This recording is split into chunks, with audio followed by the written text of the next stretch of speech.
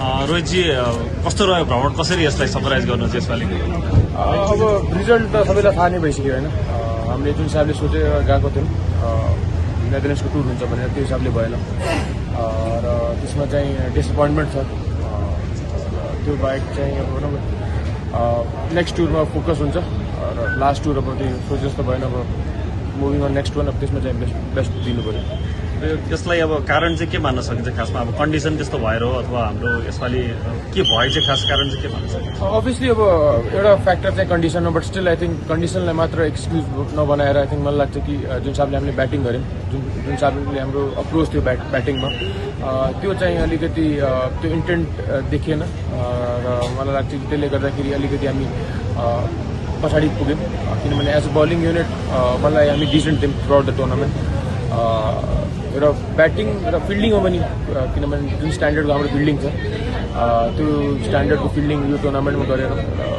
एउटा म्याचमा 2-3 मेन क्याचेसहरू छोड्यौँ भने प्लस त्यही ब्याट्सम्यानले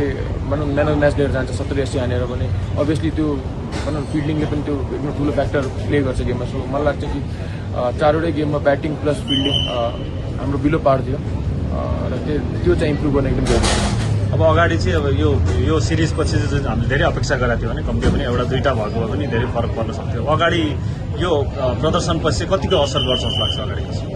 अभियसली अब पोइन्ट्स टेबलमा धेरै असर गर्छ यो भनौँ 4वटा रिजल्टले, किनभने हामी अहिले 6th पोजिसनमा छौँ, बट स्टिल मलाई लाग्छ कि अब 5th भएको भए झन् बेटर हुन्थ्यो, किनभने 2टा गेम जितेको हामी 5th हुन्थ्यौँ र बट स्टिल अब लास्ट टुर छ ओमानको, त्यसमा चाहिँ राम्रो रिजल्ट लिएर आयो भने ओडिआई स्ट्याटस रिटेन गर्न सक्यौँ भने मलाई लाग्छ कि एकदमै राम्रो हुन्छ नेपाल क्रिकेटको लागि र अल्टिमेटली त्यही गोल हो हाम्रो। हाम्रो जुन ब्याटिङमा चाहिँ जसरी हामीले आशा गरेका थियौँ यसमा चाहिँ आउनै सकेन, के रिजन? हजुर, अब जुन हिसाबको हाम्रो होम कन्डिसन जस्तो विकेट हुन्छ त्यो भनौँ न अवेमा अलिकति डिफ्रेन्ट हुन्छ विकेट्सहरू, त्यसले गर्दाखेरि अलिकति भनौँ न त्यो विकेटको अनुसार हामी खेल्न सकेनौँ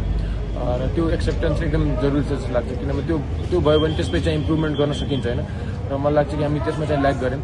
यो टुर्नामेन्टमा र स्पेसली जुन हिसाबको सर्ट बल्सहरूमा उहाँहरूले टार्गेट गरिराख्नु थियो र त्यसलाई हामीले बेटर वेमा टार्गेट गरेको भए,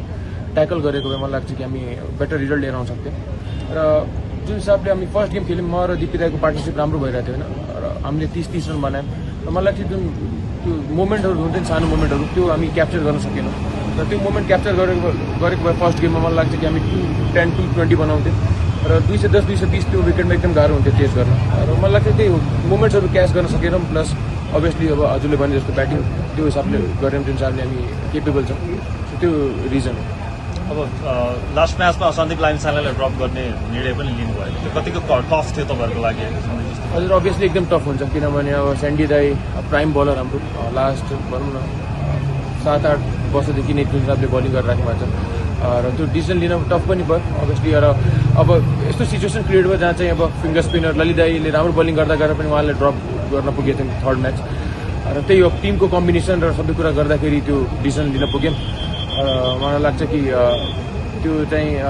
अलिकति टफ डिसिजन थियो, बट स्टिल स्यान्डी दाईले राम्रो वेमा लिनुभयो, सबैजनाले राम्रो वेमा लिनु, त्यो एकदम इम्पोर्टेन्ट कुरा हो, किनभने सबभन्दा इम्पोर्टेन्ट टिम हो, टिमले जित्नु पऱ्यो र त्यो वेमा सबै लिनुभयो। अस्ति भर्खर इन्डियन टिम पनि युरोपियन कन्डिसनमा अलिकति स्ट्रगल गरिरहेको थियो होइन, हामीले पनि स्ट्रगल गऱ्यौँ, खासमा अलिक तयारी अलिकति अझ लामो हुनुपर्ने हो त्यो कन्डिसनमा खेल्दाखेरि चाहिँ। हजुर, प्रिपरेसन बेटर अझै गर्न सकिन्थ्यो होइन, बट अब टुर सकिसकेपछि चाहिँ त्यो एक्सक्युज दियो भने अलि नराम्रो लाग्छ, बट स्टिल मलाई लाग्छ कि अब आउने टुरहरूमा त्यसमा चाहिँ बेटर वेमा प्रिपरेसन गऱ्यो भने चाहिँ लाग्छ कि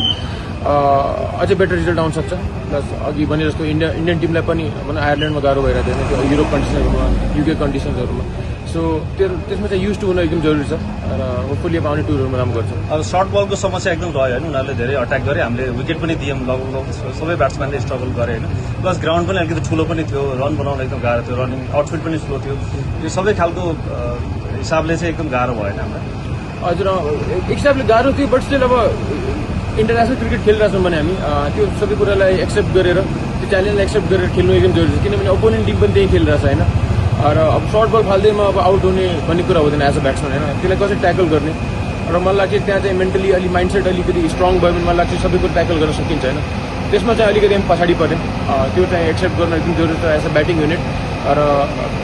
अब त्यही अब त्यो पर्टिकुलर एरियालाई लिएर अब वर्कआउट गर्नुपर्छ आउने टुरहरूमा र त्यसलाई कसरी ट्याकल गर्ने कसरी बेटर वेमा बेटर रिजल्ट लिएर आउन सकिन्छ त्यो सोच्ने र आगामी दिनमा अझै राम्रो प्रदर्शन गर्ने नेक्स्ट अब नेपाल टिमको लागि टप एन्ड सिरिज नै छ होइन अब हामी त्यसको लागि के छ तयारी गर्छौँ अथवा उतै जान्छौँ चाँडै नै हजुर अहिलेसम्म फिक्स भएको छैन टप एन्ड हो कि एसिसी प्रिमियर कप हो अहिलेसम्म केही पनि भन्नुभएको छैन सो होपफुली अब आउने 3-4 दिनमा थाहा हुन्छ नेपाली फ्यानहरू चाहिँ अलिकति निराश नै छन् होइन उहाँहरूलाई चाहिँ के सन्देश दिन चाहनुहुन्छ अभियसली किनभने जुन हिसाबले उहाँहरूले अब जित्दाखेरि जति माया गर्नुहुन्छ अब हार्दाखेरि अब हामीले पनि त्यो कुरालाई